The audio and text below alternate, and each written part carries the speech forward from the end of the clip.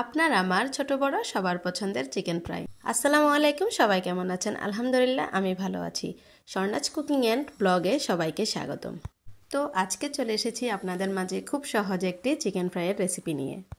আর আমার এই recipe follow করে যদি চিকেন ফ্রাই করে থাকেন তাহলে পেয়ে যাবেন একদম রেস্টুরেন্টের সেই স্বাদ, আর থাকবে দীর্ঘ সময় পর্যন্ত ক্রিস্পি। আমি আশা করছি আজকের এই রেসিপিটি আপনাদের কাছে অনেক ভালো লাগবে, আর যদি ভালো লেগে থাকে তাহলে লাইক কমেন্ট শেয়ার দিয়ে অবশ্যই পাশে থাকবেন। তো এখন আমি চলে যাচ্ছি মূল রেসিপিতে। এখানে আমি 3 কেজি চিকেন নিয়েছি, প্রায় 30 পিস চিকেন ফ্রাই হবে। আর একটা কথা বলে রাখি, এই চিকেনগুলো আমি রাতে ম্যারিনেট করে রাখতেছি। এগুলো আমি ফ্রিজে নর্মালি রেখে দিব, এগুলো খাওয়া হবে পরের দিন দুপুরবেলা। এখন চিকেন ম্যারিনেট করার জন্য যা যা মশলা দেওয়া হবে আমি এক এক করে সব দিয়ে দিচ্ছি। তো প্রথমে আমি এখানে 2 টেবিল চামচ লবণ দিয়েছি এবং 3 টেবিল চামচ রসুন বাটা দিয়েছি। এরপর প্রায় 2 টেবিল চামচের মতো আমি এখানে আদা বাটা দিয়েছি। রসুনের থেকে আদাটা আমি 1 চামচ কম দিয়েছি।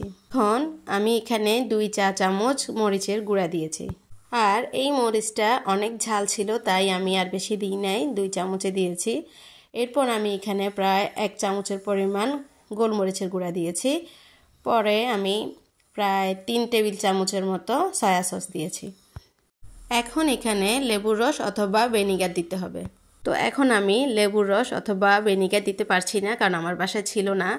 আমি কাজ করতে গিয়ে পরে দেখলাম যে আমার বাসায় সেটা শেষ হয়ে গিয়েছে। যাই হোক, আমি সকালবেলায় লেবুর রস অথবা ভিনেগারটা মিক্স করে দিব।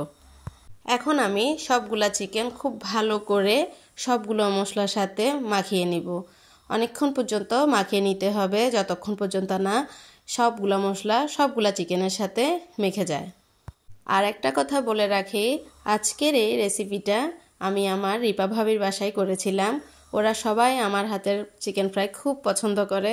তো আমি ওদের বাসায় গেলে সব সময় আমাকে ধরে যে আমার হাতের ওরা চিকেন ফ্রাই খাবে। তো এই চিকেন ফ্রাইয়ের সব আয়োজন কিন্তু আমার ভাবি করেছিলেন।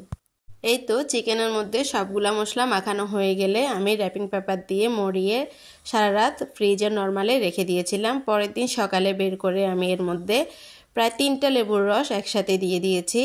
আর সাথে দিয়েছি আবার একটু একটু করে আদা, রসুন, গোলমরিচের গুঁড়া, হালকা গুঁড়া মরিচ এবং সয়া সস।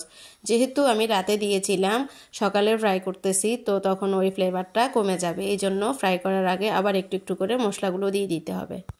আর চিকেনগুলোকেও আমি ছুরি দিয়ে হালকা হালকা করে একটু একটু করে কেটে দিয়েছি, যাতে সবগুলো মশলা চিকেনের ভিতরে ঢুকে আর ফ্রাই করার সময়ও খুব ভালোভাবে ভিতরে যাতে ফ্রাই হয়। এখন আমি আবার পুনরায় সব কিছু দেওয়ার পরে ভালো করে চিকেনগুলোকে আবার মাখিয়ে নিব, যাতে সবগুলো মশলা এবং লেবুর রস একসাথে মিশে যায়। এরপর আমি এখানে প্রায় 2 কাপ পরিমাণ ময়দা এবং 1 কাপ পরিমাণ কর্নফ্লাওয়ার দিয়েছি। এখন আমি একটু একটু করে পানি দিয়ে সবগুলোকে ভালো করে আবার মাখিয়ে নিব। যতক্ষণ পর্যন্ত ময়দা এবং কর্নফ্লাওয়ার চিকেনের সাথে ভালো করে না মিশে, ততক্ষণ পর্যন্ত ভালো করে এগুলোকে মাখিয়ে নিতে হবে। আর ময়দা এবং কর্নফ্লাওয়ার দেওয়ার পর যদি লবণের পরিমাণটা কমে যায়, তাহলে আপনারা দেখে আবার একটু লবণটা দিয়ে দিবেন যদি প্রয়োজন পড়ে। এই তো আমার সবগুলো চিকেন একদম ভালো করে মাখা হয়ে গেছে। এখন আমি ফ্রাই করতে চলে যাব। চিকেনটা ফ্রাই করার জন্য আমি চুলায় একটি প্যান বসিয়ে দিয়েছি।